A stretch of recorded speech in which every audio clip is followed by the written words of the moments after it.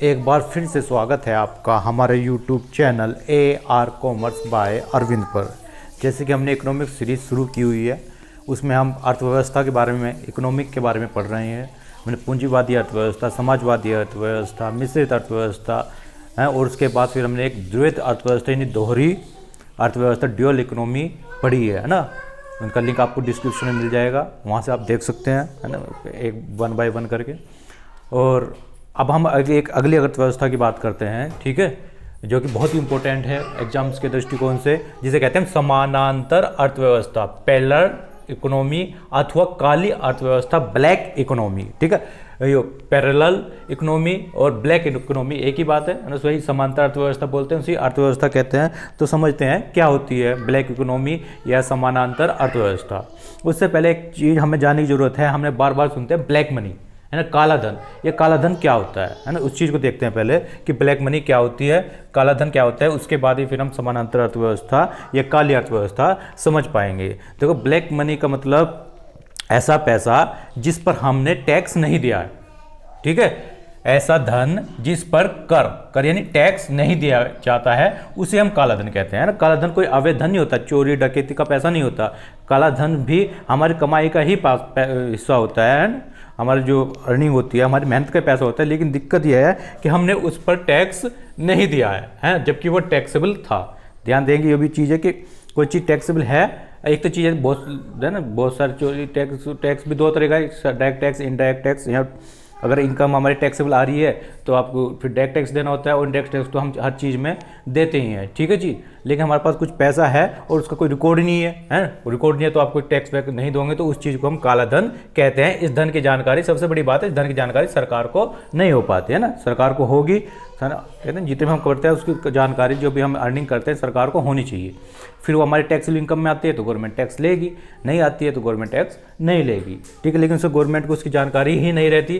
तो क्यों नहीं रहती? क्योंकि ऐसा धन खातों में नहीं दर्शाया जाता है ना कि होगा आप बैंक में जमा कर सकते हैं, बैंक में जमा होगा तो पता चल जाएगा गवर्नमेंट को। ऐसा धन खातों में नहीं दर्शाया जाता, केवल नकदी के रूप में प्रचलित किया जाता है ना, कैश के रूप में ही हमारी इकोनॉमी में चलता रहता है, मार्केट में घूमता रहता है। तो इसी धन को हम ब्लैक मनी कह रहे हैं, है ना। उम्मीद है आपको समझ में आया। ऐसा धन है तो हमारा ही है ना, हमारे ही है, मेहनत का ही है, वो सब चीज़ें। लेकिन उस धन पर हमने क्योंकि टैक्स नहीं चुकाया है ना, जो टैक्स चुकाना चाहिए था उस पर, उस टैक्स को नहीं चुकाया है, तो वो धन कैसे कहलाएगा? काला धन कहलाएगा। इस धन की जानकारी सरकार को नहीं हो पाती, और क्योंकि ऐसा धन खातों में नहीं दर्शाया जाता, केवल नकदी के रूप में ये मार्केट में प्रचलन में रहता है, ठीक है जी।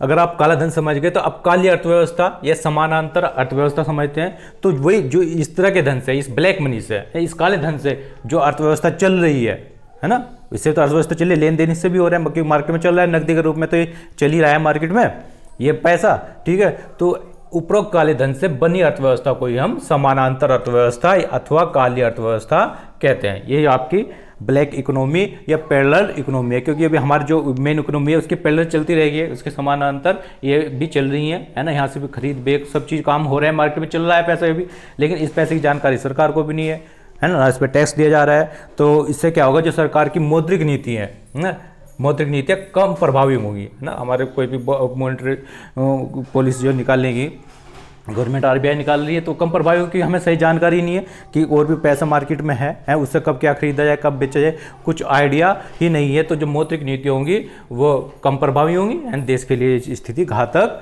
सिद्ध होगी, है ना। तो ये स्थिति आती क्यों है? क्योंकि काला धन जब अत्यधिक बढ़ जाए, अगर थोड़ा बहुत काला धन है तो क्या फर्क डालेगा। दिक्कत यह है कि काला धन बहुत ज़्यादा बढ़ गया है, ठीक है ना, और इतना बढ़ गया कि अपने उसकी एक अलग ही इकोनॉमी, एक पैरेलल इकोनॉमी चल रही है ना, बाजार में उसकी एक अलग इकोनॉमी चल रही है। अगर थोड़ा बहुत है काला धन तो उससे फर्क नहीं पड़ने वाला, लेकिन जब काला धन बहुत ज़्यादा बढ़ गया तो काले धन के अत्यधिक बढ़ जाने की स्थिति है। इसमें मौद्रिक नीतियाँ कम प्रभावी होती हैं जी, ठीक है। तो इसे रोकेंगे कैसे? इसे रोकने के लिए देखो, जो कानून है वे तो यही है, ठीक है। उस चीज़ को रोकना चाहिए कि इनकम टैक्स चोरी करने वालों को कठोर से कठोर दंड देना चाहिए, है ना। लोगों को अपनी इनकम वे छुपाए ना, इसके लिए तो कुछ स्कीम चलाई जा सकती हैं, ठीक है। तो इसे रोकने के लिए, लेकिन सबसे मेन चीज़ होती है मुद्रा का विमुद्रीकरण, है, डिमोनेटाइजेशन, है ना। बहुत से अर्थशास्त्री से बेस्ट मानते हैं कि अगर आप जो आपकी मुद्रा है, क्योंकि मुद्रा आपको आप बैंक में तो ले जा नहीं रहे, है ना, वैसे खातों में नहीं दर्शा रहे, अपने घरों में आपने रखी हुई है और मार्केट में यूज कर रहे हैं। अगर उस चीज़ को हम मुद्रा को ही समाप्त कर दिया, डिमोनेटाइजेशन कर दी कि जैसे कि नरेंद्र मोदी ने, है ना, जो हमारे प्रधानमंत्री है श्री नरेंद्र मोदी, उन्होंने 8 नवंबर 2016 को किया था। श्री नरेंद्र मोदी ने मुद्रा के विमुद्रीकरण द्वारा काले धन को समाप्त करने के समांतर अर्थव्यवस्था को रोकने का प्रयास किया था। हालांकि वो ज़्यादा सफल सिद्ध नहीं हुआ, लेकिन इससे, है ना, इसका अगर क्रियान्वयन सही है तो ये चीज़ अच्छी सिद्ध होती है। डिमोनेटाइजेशन करके ही हम ब्लैक मनी और पैरेलल इकोनॉमी को रोक सकते हैं। डिमोनेटाइजेशन में क्या होगा, है ना, अगर हमारे पास घर में जो काला धन पड़ा हुआ है, जिसकी जानकारी हमने सरकार को नहीं दी है, जिसमें हम टैक्स नहीं चुकाते, सब बैंक में जमा नहीं कर रहे हैं, लेकिन क्योंकि बाजार में ला रहे हैं, पैरेलल इकोनॉमी इससे चल रही है। अगर सरकार उन नोट को ही बंद कर दे, जैसे 1000 और 500 के नोट सरकार ने बंद किए थे, तो उससे क्या होगा, वे फिर नोट बदलने जाएंगे। ठीक है, शुरू में टाइम दिया जाता है क्योंकि आप इस निर्धारित सीमा तक इनको बदल सकते हैं। तो बैंक में जब बदले जाएंगे तो जो जितना भी ब्लैक मनी मार्केट में होंगी वह सब बैंक के थ्रू सरकार के पास पहुंच जाएगी और सरकार को पता लग जाएगा, धीरे धीरे और बाजार से ब्लैक मनी खत्म हो जाएगी। लेकिन क्या है, जो 8 नवंबर 2016 को डिमोनेटाइजेशन हुआ, उसमें यह कहा कि इसके थोड़े से लचक है स्थिति रही, है ना, नोट बदलते रहे बार बार, है ना, बहुत सारे, मतलब इसका क्रियान्वयन सही नहीं हो पाया। क्रियान्वयन ज़्यादा सही जरूरी है, एक निर्धारित टाइम दिया जाए, उस टाइम के अंदर करा जाए, है ना, पहले पूरा सिस्टम इसके लिए तैयार किया जाए, तब ये जो किया जाए तो डिमोनेटाइजेशन करके आप ब्लैक मनी पर कंट्रोल पा सकते हैं। बहुत बार क्वेश्चन पूछा जाता है कि कब किया गया था डिमोनेटाइजेशन, तो लास्ट जो डिमोनेटाइजेशन किया गया तत्कालीन प्रधानमंत्री जो श्री नरेंद्र मोदी जी जो हैं उनके द्वारा किया गया, और 8 नवंबर, है ना, 8 नवंबर 2016 को किया गया। इसे आप एग्जाम के दृष्टिकोण से ध्यान रख सकते हैं। तो इससे विमुद्रीकरण द्वारा काले धन को समाप्त करने का प्रयास किया गया था। उम्मीद है अब आपको समझ में आई होगी समानांतर अर्थव्यवस्था या काली अर्थव्यवस्था क्या है। थोड़े से क्विक रिवीजन लेते हैं। समानांतर अर्थव्यवस्था है पैरेलल इकोनॉमी अथवा काली अर्थव्यवस्था ब्लैक इकोनॉमी। तो काला, इसके लिए हमने कहा हमें पहले पता होना चाहिए काला धन क्या होता है ना, वो आप समझ गए। आप काला धन क्या होता है, ऐसा धन जिस पर कर नहीं दिया जाता है उसे काला धन कहते हैं। इस धन की जानकारी सरकार को नहीं रहती है, ऐसा धन खातों में नहीं दर्शाया जाता है, केवल नकदी के रूप में प्रचलित किया जाता है। तो ये काली अर्थव्यवस्था, समानांतर अर्थव्यवस्था क्या है, तो इस काले धन से, जो समझ गए आप, जो काला धन है, जो ब्लैक मनी है, इस काले धन से बनी अर्थव्यवस्था को ही हम समानांतर अर्थव्यवस्था अथवा काली अर्थव्यवस्था कहते हैं। यह काले धन के अत्यधिक बढ़ जाने की स्थिति होती है।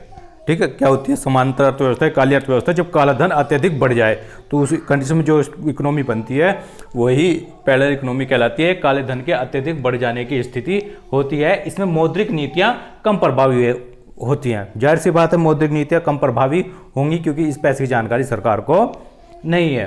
इसे रोकने के लिए क्या किया जा सकता है, इसे रोकने के लिए मुद्रा का विमुद्रीकरण, डिमोनेटाइजेशन किया जाता है। ठीक है, हाँ, बेस्ट तरीका तो इसका यही है कि मुद्रा का विमुद्रीकरण किया जाए। तो 8 नवंबर 2016 को प्रधानमंत्री श्री नरेंद्र मोदी जी ने मुद्रा के विमुद्रीकरण द्वारा काले धन को समाप्त करके अर्थव्यवस्था को रोकने का प्रयास किया। ठीक है, हालांकि इसमें पूरी तरह में सफल नहीं हो पाए, जो सफल सिद्ध नहीं हुई। इसका सफल सिद्ध ना होना ये नहीं है कि डिमोनेटाइजेशन किया तो डिमोनेटाइजेशन इसका सॉल्यूशन नहीं है। नहीं, सॉल्यूशन तो डिमोनेटाइजेशन है, लेकिन उस नीति को प्रभावी तरीके से क्रियान्वयन करने की भी जरूरत होती है। ठीक है जी, बहुत से अर्थशास्त्री कहते हैं कि लगभग कुछ अर्थशास्त्री होते ये भी कहना है कि हर 10 साल बाद मुद्रा का डिमोनेटाइजेशन किया जाना चाहिए। हालांकि बहुत ही ज़्यादा खर्चीली पद्धति है, ज़्यादा, है ना, पूरे नोट आपको मार्केट से वापस लेने पड़ेंगे, नए नोटों को प्रिंट किया जाएगा, फिर मार्केट में लाया जाएगा, खर्चा ज़्यादा लगता है। हाँ, लेकिन कभी ये चीज़ भी ज़रूरी है। ठीक है जी, अगर ब्लैक मनी अत्यधिक स्तर तक बढ़ जाए और पैरेलल इकोनॉमी आपके यहाँ चल रही है तो इस स्थिति के द्वारा इस चीज़ को कंट्रोल किया जा सकता है। उम्मीद है अब आपको हैं सभी तरह की जो अर्थव्यवस्था है ये समझ में आ गई। पूंजीवादी अर्थव्यवस्था, समाजवादी अर्थव्यवस्था, मिश्रित अर्थव्यवस्था, द्वैत यानी दोहरी अर्थव्यवस्था, और फिर ये समानांतर अर्थव्यवस्था या काली अर्थव्यवस्था, है ना। इन के बाद फिर आप अगला जो वीडियो करेंगे वो फिर इनकम पर करते हैं। ठीक है, तब तक के लिए आप इन चीज़ को देखते रहेंगे, है ना। हमारे चैनल को सब्सक्राइब जरूर कीजिए। ठीक है, अच्छे लगे तो लाइक कीजिए, कमेंट कीजिए। धन्यवाद।